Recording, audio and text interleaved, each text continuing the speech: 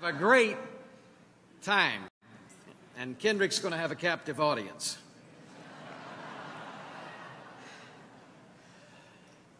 But the Vice President has long been a champion for life and liberty. His Christian faith has been the driving force of his life. Many of you may also know that he has broadcasting in his blood. We share that in common, the DNA. Before his election to Congress in 2000, Mr. Pence was the host of the Mike Pence Show. It was a syndicated talk show on a weekly radio public affairs program in Indiana. Along that line, it is noteworthy that while in the House of Representatives, he fought to fully eradicate the infamous fairness doctrine.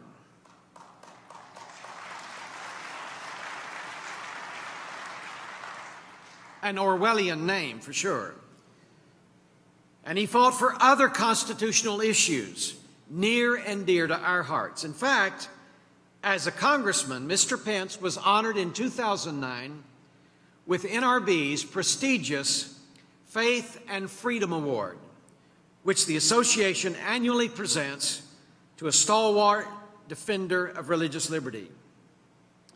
Now, as Vice President, he and President Trump have worked to ensure that those who value such societal building blocks as life, liberty, family, and faith were not constantly on our heels. Rather, this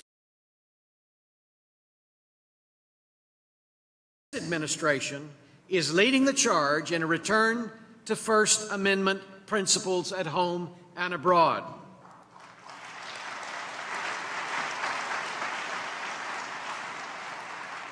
And I just want to say, if you looked at USA Today and the Tennessean, the Gannett papers, they had a headline, "What does Mike Pence have in common with NRB?"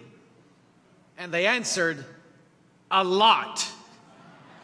Ladies and gentlemen, would you welcome with me the Vice President of the United States of America.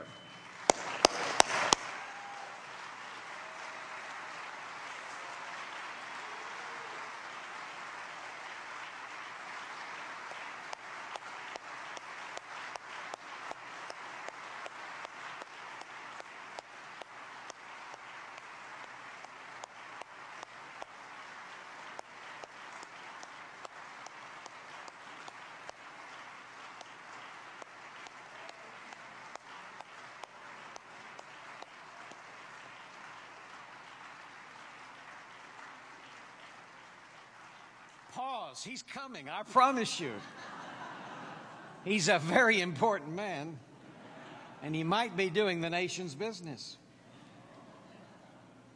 By the way, he told me, Ron and I had dinner with the Vice President and Karen in their home about a month ago. It was a wonderful experience. And I got to tell you, he sat at one table, she sat another, just 14 people, and the middle of the dinner they switched so everyone could visit, just conversational and quoting scripture, sharing testimony, the real deal, absolutely the real deal. It sounded like fellowship around the table here at NRB, just a wonderful, beautiful thing, incredible. But he said to me, the last time I was at NRB, I came in on Air Force One with the President, George W. Bush. He came as a visitor, I think in 2008 with George W. Bush. So we're so glad.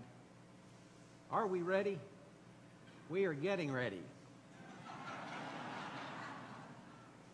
The Vice President of the United States.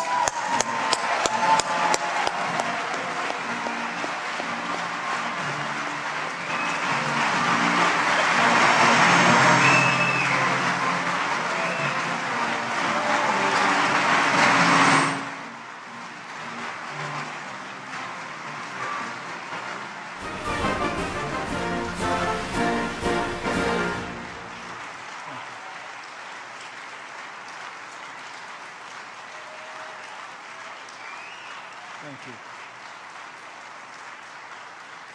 Well, thank you all. Thank you for that warm welcome. And Dr. Jerry Johnson, thank you for that delayed introduction. Would you give him another round of applause? I really appreciate his leadership and friendship. And I wasn't quite backstage to hear his introduction, but I heard it was a good one. And he knows me well enough to know the introduction I prefer is a little bit shorter. I'm a Christian, a conservative, and a Republican, in that order.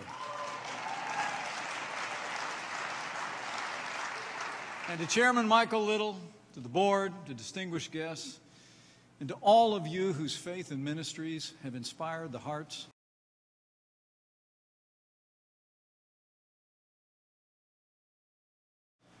of millions. It is great to be back at the 75th convention of the National Religious Broadcasters. It is an honor to be with Christian communicators impacting the world.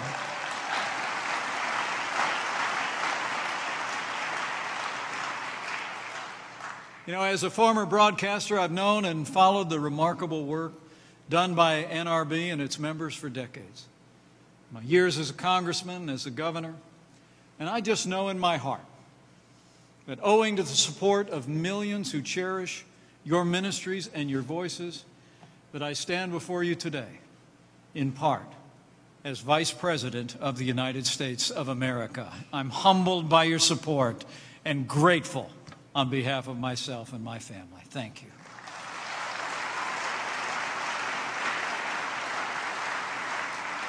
And I bring greetings from a friend of mine who knows a thing or two about broadcasting, a tireless champion for the God-given liberties of the American people, and a man who's also grateful for the support and inspiration that you provide to millions. I bring greetings from the 45th President of the United States of America, President Donald Trump.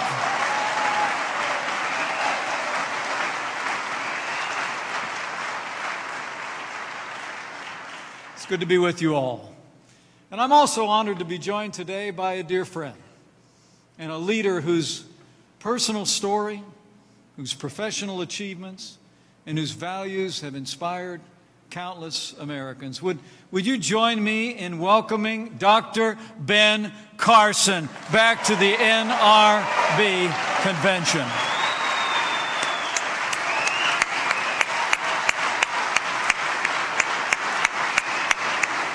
Ben, come on up here and say a word.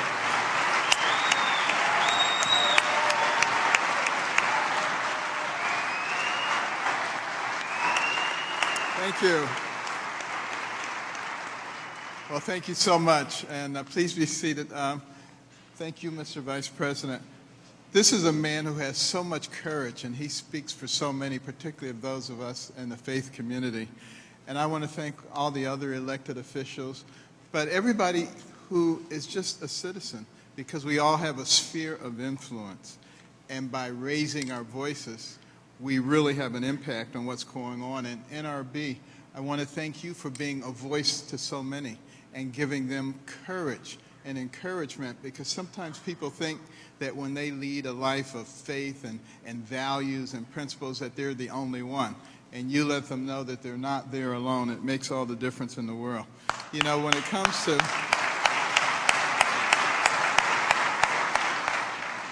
comes to giving voice to the voiceless, I'm reminded of a conference that I attended in South Africa. And one of the speakers was the head of the ACLU.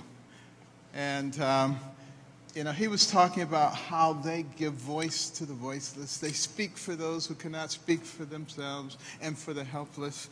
And when he finished, you know, I stood up to ask a question. I said, you know, I was seeing a woman, 33 weeks pregnant.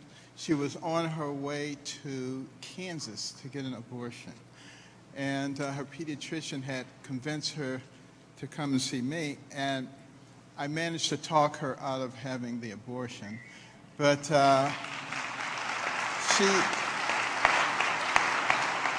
she had the baby. The baby did have a neurological problem, as they had diagnosed. It was fortunately something we were able to fix, and she loves that baby. And I said to him, will you speak for that baby? Will you speak for that voiceless baby who at 33 weeks gestation was viable outside of the womb without support? and he could not give an affirmative answer. Well, later on that night, we were having dinner. He sat next to me. And I said, you know, I have a lot of babies in the neonatal intensive care unit. They're 25, 26, 27 weeks gestation in an incubator on full life support. What about them? Will you speak for them? Oh, absolutely. No problem. I said, but the one who's several weeks beyond that and in the safest place they can be in their mother's womb, you will not speak for that one? And he said, you know, I realize that doesn't make any sense. He says, but I actually believe a woman has a right to kill that baby until the second it is born. That's what we're dealing with. But, you know, the fact of the matter is, we consent to that kind of thing when we're silent. And we have to stop being silent because, you know, when you speak out, you'll be demonized. And you'll be accused of everything under the sun. But that's okay. Think about the nastiest person you know, the most hateful, lying person you know. I think of them often. And, but you know what gets me through it? I just say, that used to be a cute little baby. I wonder what happened to them. Well, you know, our job as people of faith is simply to do what's right. And I always say, do what's best, and God will do the rest. Thank you all so much.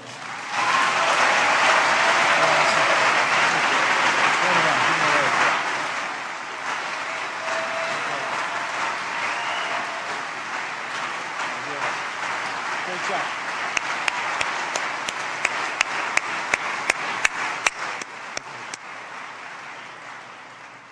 Thank you, Ben. Before I begin, allow me to take a moment to pay a debt of gratitude and a debt of honor on behalf of people all across this country for the life and ministry of one of the greatest Americans of the past century, the Reverend Billy Graham.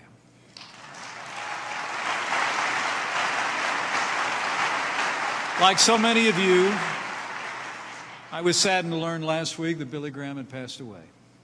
He was a man of towering faith, whose example, whose ministry for the gospel, and his matchless voice inspired our nation and the world.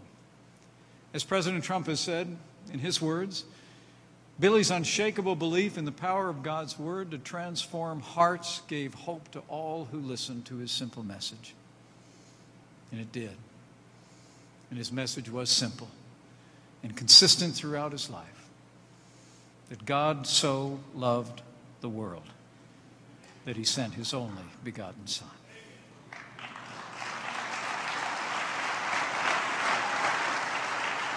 Billy Graham preached his first sermon more than 80 years ago, and over the course of his life, he addressed more than 77 million people in crusades in more than 185 countries. Now, one of those crusades took place in Indianapolis, Indiana in 1999. And I'll never forget that night. I put my faith in Jesus Christ as a young man in college in 1978. But when our kids came along, Karen and I wanted our young family to hear Billy Graham. So we took our children to the RCA Dome in Indianapolis. Michael was 8, Charlotte was 6, and Audrey was 4. Seated high above the arena, we looked down and watched as Reverend Graham gave that stirring presentation of the gospel of Jesus Christ. And when Just As I Am started to play, and thousands began to make their way down to the floor of the arena, our 8-year-old boy headed down. And soon his 6-year-old sister followed right after him.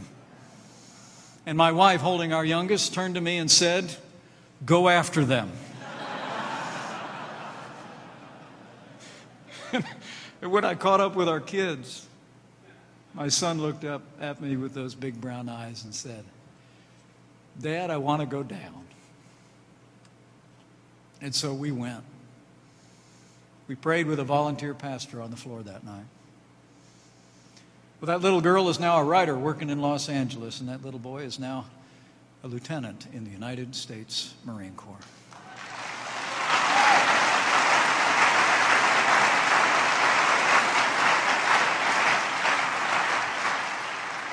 And I'll always believe in my heart of hearts that that night, that walk, and that prayer, just like it did for millions of Americans, made a lasting difference in their lives. Now, tomorrow, Billy Graham will lie in honor in the United States Capitol Rotunda, an honor only afforded to 33 Americans throughout our nation's history.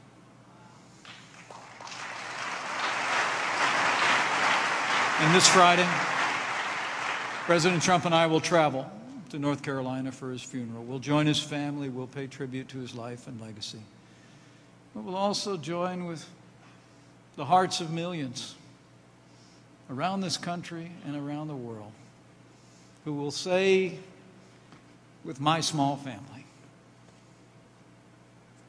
thank you, Billy Graham, and God bless you.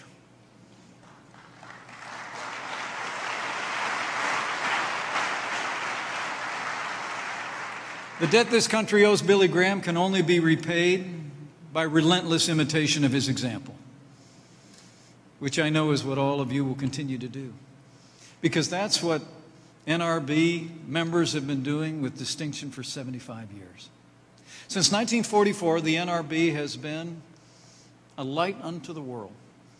And today, your 1,100 members reach countless millions in this nation and across the globe through radio, television, the internet, and every form of media available.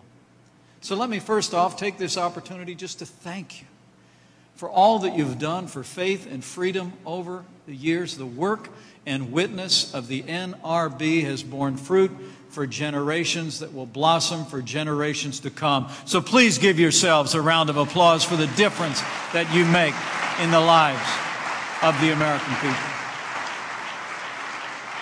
But I'm not just here to thank you, I'm also here to tell you that because of your support and the support of millions who cherish your voices, the past year has been a year of action. It's been a year of remarkable results. And from the outset of this administration, with the leadership of President Trump, it's been a year of promises made and promises kept.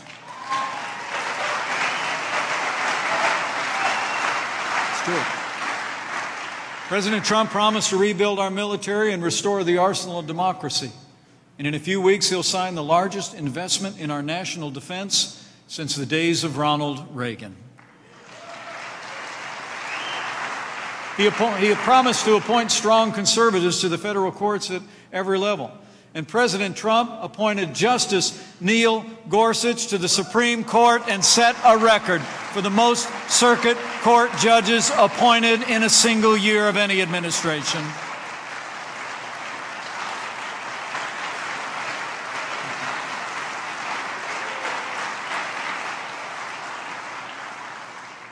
He promised to unleash the American economy, and we've rolled back the heavy hand of government. This president has actually signed 22 regulations to be repealed for every new regulation that's been added to the books. And finally,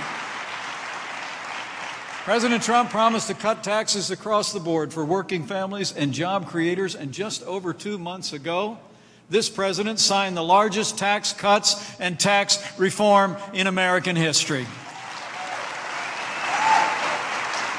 That's promises made, promises kept.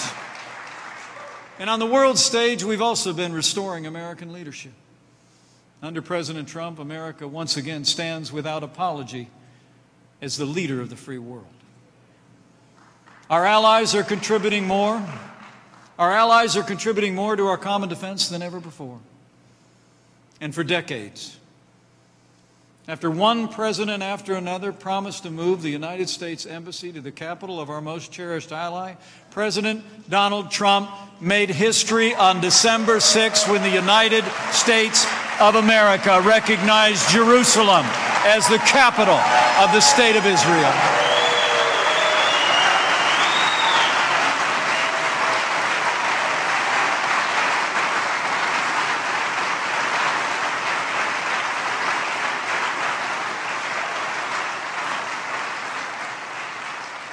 So we've stood with our allies, and we've stood up to our enemies. Nowhere is that more true than in the fight against radical Islamic terror. Under President Trump's leadership, we've taken the fight to the terrorists on our terms, on their soil. And thanks to the courage of our armed forces and the leadership of this Commander-in-Chief, ISIS is on the run, their caliphate is crumbling, and we will not rest or relent until ISIS is destroyed at its source, so it can no longer threaten our people, our allies, or our way of life. We put the leading state sponsor of terror on notice as well. And the United States has made it clear we will no longer tolerate Iran's destabilizing activities across the region, and the United States of America will no longer certify the disastrous Iran nuclear deal.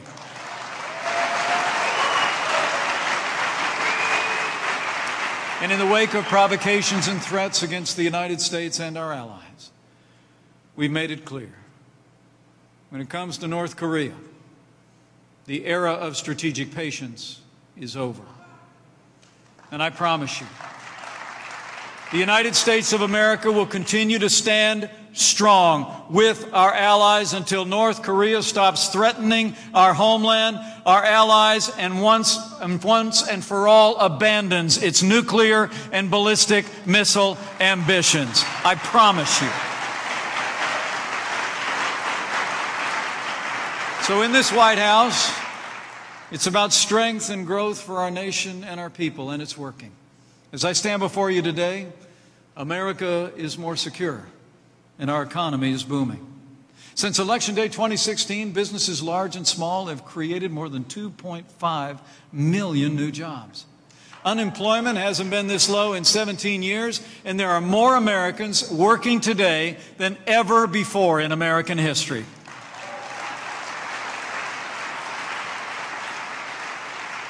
Under President Donald Trump, strength is back. Jobs are coming back. In a word, America is back. And this administration has also stood strong for the causes that most animate many of you in this room. You know, I couldn't be more proud to serve as Vice President to a president who stands without apology for the sanctity of human life.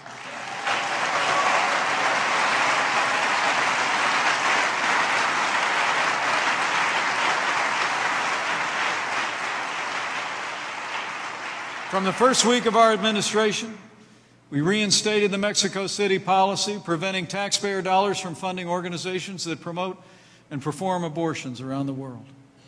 And I was honored to cast the tie-breaking vote in the Senate and have the President sign a bill that empowers all 50 states to defund Planned Parenthood.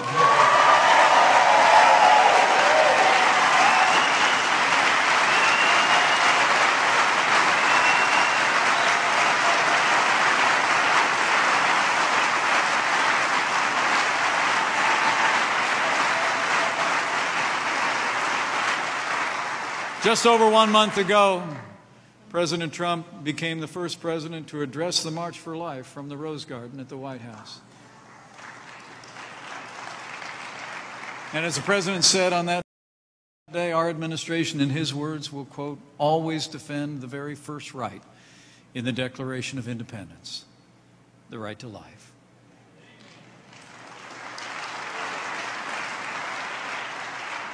In the days ahead, we'll continue to strive until we restore the sanctity of life to the center of American law. And we'll also continue to work to defend the fundamental freedoms of speech and religion. The First Amendment of the Constitution provides that Congress shall make no law respecting an establishment of religion or prohibiting the free exercise thereof or abridging the freedom of speech or of the press. And let me assure everyone here, in this White House, we will always support the unalienable right of the American people to speak out and live out their convictions in the public square.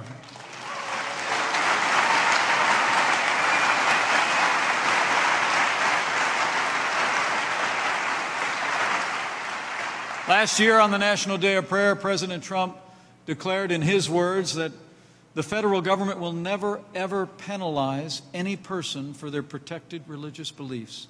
And he directed the Department of Justice to develop new protections for Americans of faith. And we'll continue. We'll continue to free up the pulpits of this country by repealing the Johnson Amendment, because freedom shouldn't stop at the doors of our churches, synagogues, or places of worship.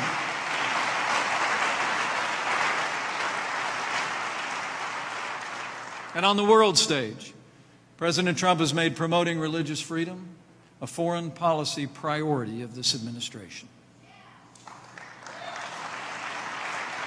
Earlier this month, it was my privilege, actually, to cast not one, but two tie-breaking votes to confirm our new ambassador at large for international religious freedom, Governor Sam Brownback.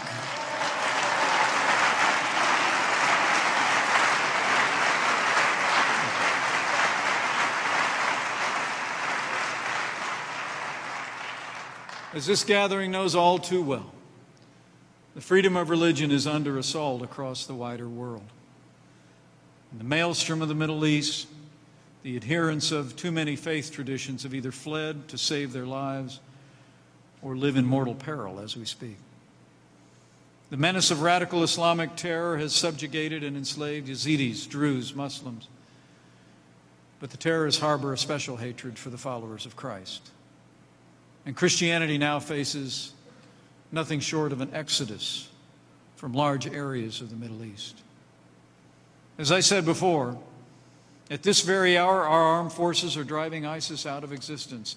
But for the Christians and religious minorities in those ancient lands, victory in combat is only half the battle. Just as important is helping persecuted faith communities reclaim their lands, rebuild their lives, and replant their roots in their ancestral homes. Just over 1 month ago, I traveled to the Middle East, and it was my great privilege to announce there that at President Trump's direction, the United States of America will no longer fund ineffective relief programs through the United Nations, and for the first time, we are providing direct support to Christian and religious minorities to rebuild their homes and their communities and their lives.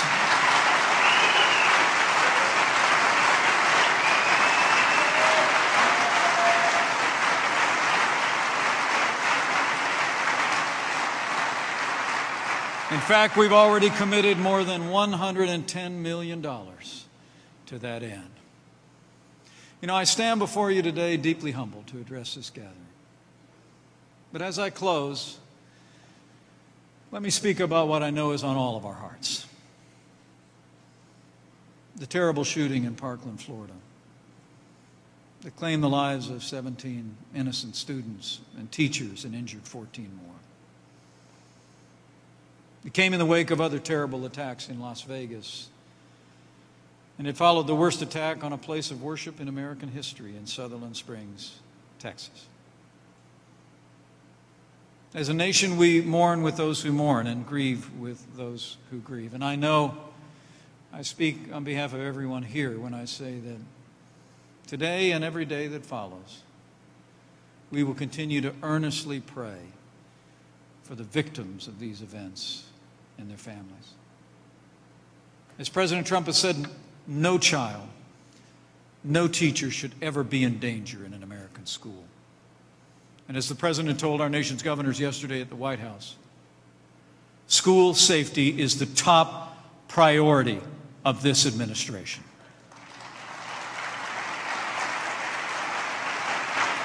Working with federal and state leaders, we'll take strong action to strengthen background checks, to give our schools and law enforcement the resources and flexibility to keep our kids safe.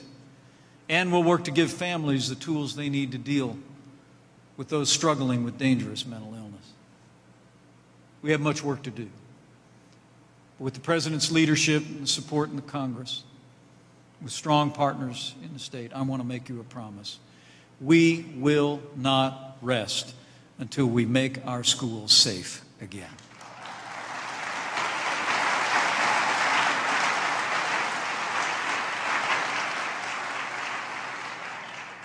But as we work, let's Let's recognize that the evil that's been afoot in our nation for too long cannot be fixed by legislation alone, although legislation we need and will have. Nor can it be fixed by law enforcement alone, though law enforcement we need and we will support. What we also need is more greatness of heart and gentleness of spirit. A greatness that makes us gentle enough to respect even those we might not like. For respect begets respect. What we need is that shared sense of belonging again, one to another, each to all. That timeless value that made us great before and will make us great again. What we need is to encourage more personal responsibility, to speak more, not less, about virtue, fidelity, and service to others. What we need is to strengthen the bonds of community and family and faith. We believers don't have the luxury of ceding our society's cultural space. We must work to re-inspire society, to offer people renewed hope and new examples. And we need to revive the rich heritage of faith that can help repair the torn fabric of our society. Remembering, as our first Vice President, John Adams, said, "Our Constitution was made only for a moral and religious people. It's wholly inadequate to the government of any other." And so we must strengthen those foundations. But today, to the men and women of the national religious broadcasters, I say, your ministry, your message, your values are needed now more than ever before. You live and work far from the halls of government, but every day, every hour, you speak straight to the heart of the American people. You shape our culture. You water the roots of this nation. Through your broadcasts and programs and podcasts and shows, you have the power to strengthen the character of this nation, to revive the vitality and virtue of the American people. So today, I encourage you to do as you've always done, now for 75 years and longer. As the good book says, preach the gospel in season and out. Always be prepared to have a reason for the hope that you have, but do so with gentleness and respect. In a word, let's have more of what Billy Graham did in his time. For his message transcended politics, and so must yours. His message sprang from what has always been, for millions of Americans, the hope for the present and hope for the future. So let's redeem the time by renewing the faith. In these challenging times of too much division, of challenges at home and abroad, I encourage as well that you and your listeners also draw upon that wellspring of American renewal, to bow the head and bend the knee, maybe a little more often. Pray for America. And pray with confidence that those ancient words are still as true today as they've ever been. That if His people who are called by His name will humble themselves and pray,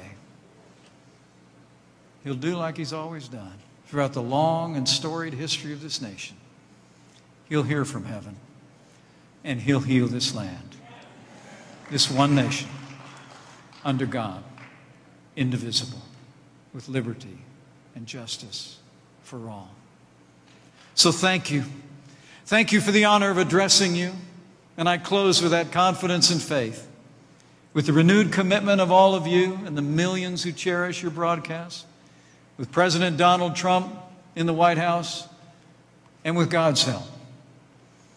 I just know we will make America safe again. We will make America prosperous again. And to borrow a phrase,